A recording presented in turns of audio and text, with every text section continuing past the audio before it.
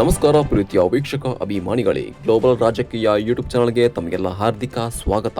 ನಾನು ಜೀವನ್ ಕುಮಾರ್. ವೀಕ್ಷಕರೇ, ಆಸ್ಟ್ರೇಲಿಯಾದ ಬೋಂಡಿ ಬೀಚ್ನಲ್ಲಿ ಕೆಲ ದಿನಗಳ ಹಿಂದೆ ನಡೆದಿದ್ದ ವಿಶ್ವವನ್ನೇ ಬೆಚ್ಚಿ ಬೀಳಿಸಿದ್ದ ಶೂಟೌಟ್ ಪ್ರಕರಣದ ಒಂದೊಂದೇ ವಿಚಾರಗಳು ಇದೀಗ ಬೆಳಕಿಗೆ ಬರುತ್ತಿದೆ. ಇಸ್ರೇಲ್ ನೆಲದಲ್ಲಿ ಕೆಲ ವರ್ಷಗಳ ಹಿಂದೆ ಪ್ಯಾಲೆಸ್ತೇನ್ನ ಮಿಲಿಟೆಂಟ್ ಗ್ರೂಪ್ ಹಮಾಸ್ ನಡೆಸಿದ್ದ ಪೈಶಾಚಿಕ ದಾಳಿಗೆ ಪ್ರತೀಕಾರವಾಗಿ ಇಸ್ರೇಲ್ ಗಾಜಾದಲ್ಲಿ ಯಾವ ರೀತಿ ರೌದ್ರ ರೂಪ ತಾಳಿತ್ತು ಎಂದು ನಮಗೆಲ್ಲ ತಿಳಿದೇ ಇದೆ.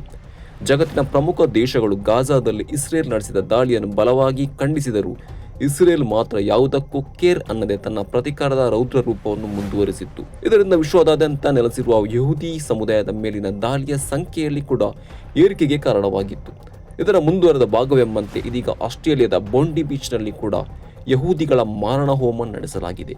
ಯಹೂದಿ ಸಮುದಾಯದ ಪ್ರಮುಖ ಹಾಗೂ ಅವರ ಬೆಳಕಿನ ಹಬ್ಬವೆಂದೇ ಗುರುತಿಸಿಕೊಂಡಿರುವ ಹನುಕ್ಕ ಆಚರಣೆ ವೇಳೆ ಐಸಿಸ್ ಪ್ರೇರಿತ ತಂದೆ ಮಗನಿಂದ ಗುಂಡಿನ ದಾಳಿ ನಡೆದಿದೆ. ಇನ್ನು ಈ ರೀತಿಯ ಘಟನೆಗಳು ನಡೆಯುವ ಸಾಧ್ಯತೆ ಬಗ್ಗೆ ಅನುಮಾನ ಹೊಂದಿದ ಇಸ್ರೇಲ್ 4 ತಿಂಗಳ ಹಿಂದೆಯಷ್ಟೇ ಆಸ್ಟ್ರೇಲಿಯಾಗೆ ಈ ಬಗ್ಗೆ ಎಚ್ಚರಿಕೆ ನೀಡಿದ ಸಂಗತಿ ಕೂಡ ಇದೀಗ ಬಯಲಾಗಿದೆ. ಬೋಂಡಿ ದಾಳಿಯ ಬಗ್ಗೆ ಸ್ವತಃ ಇಸ್ರೇಲ್ ಪ್ರಧಾನಿ ನೆತನ್ಯಾಹು ಅವರೇ ಈ ಬಗ್ಗೆ ಮಾಹಿತಿ ಹೊರಹಾಕಿದ್ದಾರೆ. ಆಸ್ಟ್ರೇಲಿಯಾ ಯಹೂದಿ ವಿರೋಧಿ ನೀತಿಯನ್ನು ಹೊಂದಿದೆ ಎಂದು ನಾನು ಕಳೆದ ಆಗಸ್ಟ್ 17ರಿಂದ ಎಚ್ಚರಿಕೆ ನೀಡಿದ್ದೆ ಎಂದು ನೆತನ್ಯಾಹು ತಿಳಿಸಿದ್ದರು.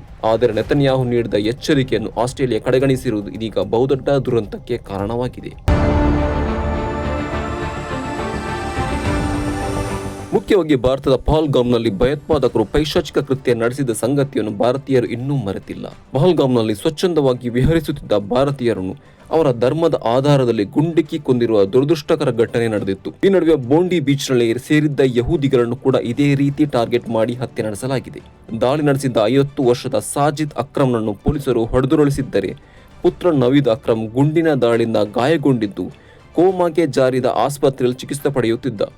ಆದರೆ ಇದೀಗ ನವೀದ್ಗೆ ಆಸ್ಪತ್ರೆಯಲ್ಲಿ ಪ್ರಜ್ಞೆ ಬಂದಿದ್ದು ಆತನ ಆರೋಗ್ಯ ಸ್ಥಿತಿಯನ್ನು ಅವಲೋಕಿಸಿದ ಬಳಿಕ ಪೊಲೀಸರು ವಿಚಾರಣೆ ಮುಂದುವರಿಸುವ ಸಾಧ್ಯತೆ ಇದೆ. ಈ ನಡುವೆ ಸದ್ಯ 24 ವರ್ಷದ ನವೀದ್ ಮೇಲೆ 16 ಮಂದಿಯ ಮೇಲೆ ಕೊಲೆ ಮತ್ತು ಭಯೋತ್ಪಾದನಾ ಅಪರಾಧದ ಆರೋಪ ಹೊರಿಸಲಾಗಿದೆ. ಆರಂಭದಲ್ಲಿ ಈ ಇಬ್ಬರು ದುಷ್ಕರ್ಮಿಗಳು ಪಾಕ್ ನಾಗರಿಕರು ಎಂಬ ಮಾತು ಹರಿದಾಡುತ್ತಿದ್ದರು. ಎಲ್ಲದಕ್ಕೂ ತೆರೆ ಎಳೆಯುವಂತೆ 1998ರಲ್ಲಿ ಸಾಜಿದ್ ಅಕ್ರಮ್ ಹೈದರಾಬಾದ್ನಿಂದ ಆಸ್ಟ್ರೇಲಿಯಾಗೆ ಉದ್ಯೋಗ ಅರಸಿ ವಲಸೆ ಹೋಗಿದ್ದ ಸಂಗತಿಯನ್ನು ಸ್ವತಃ ಹೈದರಾಬಾದ್ ಸರ್ಕಾರವೇ ತಿಳಿಸಿ ಗೊಂದಲಕ್ಕೆ ತೆರೆ ಎಳೆದಿತ್ತು. ಇನ್ನು ಹೀಗೆ ಸರಿಸುಮಾರು 3 ದಶಕಗಳ ಹಿಂದೆ ಆಸ್ಟ್ರೇಲಿಯಾಗೆ ವಲಸೆ ಹೋಗಿದ್ದ ಸಾಜಿದ್ ಆಸ್ಟ್ರೇಲಿಯಾದಲ್ಲಿ ಯುರೋಪ್ ಮೂಲದ ವೆನೆರಾ ಗ್ರೋಸೋ ಎಂಬಾಕೆಯನ್ನು ಮದುವೆಯಾಗಿದ್ದ.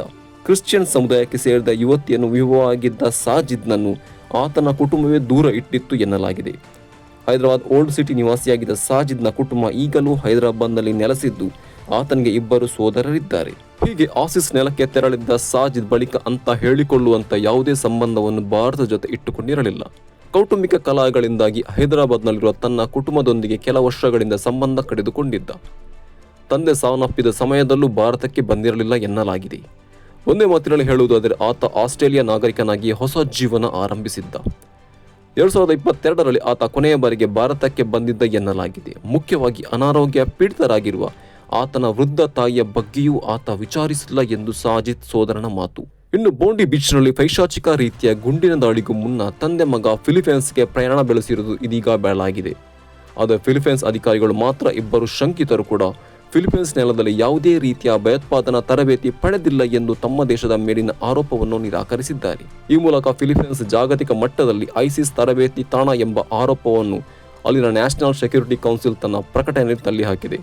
ಭಾರತ ಮೂಲದ ಆಸ್ಟ್ರೇಲಿಯನ್ ಪ್ರಜೆ ಸಾಜಿದ್ ಭಾರತೀಯ ಪಾಸ್ಪೋರ್ಟ್ನಲ್ಲೇ ಫಿಲಿಪೈನ್ಸ್ಗೆ ಹೋಗಿದ್ದು ಪುತ್ರ ಆಸ್ಟ್ರೇಲಿಯಾ ಪಾಸ್ಪೋರ್ಟ್ನಲ್ಲಿ ಹೋಗಿದ್ದ ಎಂದು ಫಿಲಿಪೈನ್ಸ್ ಬ್ಯೂರೋ ಆಫ್ ಇಮಿಗ್ರೇಷನ್ ತಿಳಿಸಿದೆ. ಹಾಗಾಗಿ ಸಾಜಿದ್ ಅಕ್ರಮ್ ಆಸ್ಟ್ರೇಲಿಯಾದ ನಾಗರಿಕತ್ವ ಪಡೆದಿದ್ದರು ತನ್ನ ದುಷ್ಕೃತ್ಯಕ್ಕೆ ಭಾರತೀಯ ಪಾಸ್ಪೋರ್ಟ್ ಬಳಸಿರುವುದು ಆಘಾತಕಾರಿ ಸಂಗತಿ. ಭಾರತೀಯ ಪಾಸ್ಪೋರ್ಟ್ ಬಳಸುವ ಮೂಲಕ ಸಾಜಿದ್ ಭಾರತದ ಹೆಸರಿಗೂ ಕಲಂಕ ಉಂಟಾಗುವಂತೆ ಮಾಡಿದ್ದಾನೆ. ಇನ್ನು ಇದೇ ಹೊತ್ತಿನಲ್ಲಿ ಕಾಕತಾಳೀಯ ಎಂಬಂತೆ ವಿದೇಶಾಂಗ ಸಚಿವ ಎಸ್ ಜೈಶಂಕರ್ ಅವರು ಇಸ್ರೇಲ್ನಲ್ಲಿದ್ದು ಈಗಾಗಲೇ ಅಲ್ಲಿನ ಪ್ರಧಾನಿ ಬೆಂಜಮಿನ್ ನೆತನ್ಯಾಹು ಹಾಗೂ ಅಧ್ಯಕ್ಷ ಐಸಾಕ್ ಹೆರ್ಜೋಗ್ ಅವರನ್ನು ಭೇಟಿ ಮಾಡಿ ಮಾತುಕತೆ ನಡೆಸಿದ್ದಾರೆ. ಭೇಟಿಯ ವೇಳೆ ತಂತ್ರಜ್ಞಾನ, ಆರ್ಥಿಕತೆ, ಭದ್ರತೆ, ಸಂಪರ್ಕ ಮತ್ತು ನಾವೀನ್ಯತೆಯಲ್ಲಿ ಭಾರತ ಇಸ್ರೇಲ್ ಸಹಕಾರ, ಕಾರ್ಯತಂತ್ರದ ಪಾಲುದಾರಿಕೆ ಮತ್ತು ಪ್ರಾದೇಶಿಕ ಶಾಂತಿಗೆ ಬದ್ಧತೆಯನ್ನು ಪುನರುಚ್ಚರಿಸಲಾಗಿದೆ. ಅಲ್ಲದೆ ಬೋಂಡಿ ಬೀಚ್ನಲ್ಲಿ ನಡೆದ ಕೃತ್ಯದ ಬಗ್ಗೆ ಸಂತಾಪ ಕೂಡ ಸೂಚಿಸಲಾಗಿದೆ. ಒಟ್ಟಿನಲ್ಲಿ ಬೋಂಡಿ ಬೀಚ್ನಲ್ಲಿ ನಡೆದ ಶೂಟೌಟ್ ಬಗೆಗಿನ ಸುದ್ದಿಯಲ್ಲಿ ಭಾರತದ ಹೆಸರು ಕೂಡ ಕೊಂಚ ತಳಕು ಹಾಕಿಕೊಂಡಿರುವುದು ದುರದೃಷ್ಟಕರ ಸಂಗತಿ. ಹಾಗಾಗಿ ಭಯೋತ್ಪಾದನಾ ವಿಚಾರದಲ್ಲಿ ಎಲ್ಲಾ ಜಾಗತಿಕ ಶಕ್ತಿಗಳು ಕಠಿಣ ಕ್ರಮ ತೆಗೆದುಕೊಳ್ಳಲೇಬೇಕಿದೆ. ಓಕೆ ವೀಕ್ಷಕರೇ, ಈ ವಿಚಾರದ ಬಗ್ಗೆ ನೀವು ನಿಮ್ಮ ಅಭಿಪ್ರಾಯ ತಿಳಿಸಿ. ಇನ್ನು ಗ್ಲೋಬಲ್ ರಾಜಕೀಯ ಚಾನಲ್ ಸಬ್ಸ್ಕ್ರೈಬ್ ಮಾಡಿ, ಬೆಲ್ ಐಕಾನ್ ಕ್ಲಿಕ್ ಮಾಡಿ ಎಂದು ಹೇಳುತ್ತಾ ಮುಂದಿನ ವಿಡಿಯೋದಲ್ಲಿ ಮತ್ತೆ ಸಿಗೋಣ. ಎಲ್ಲರಿಗೂ ಶುಭವಾಗಲಿ.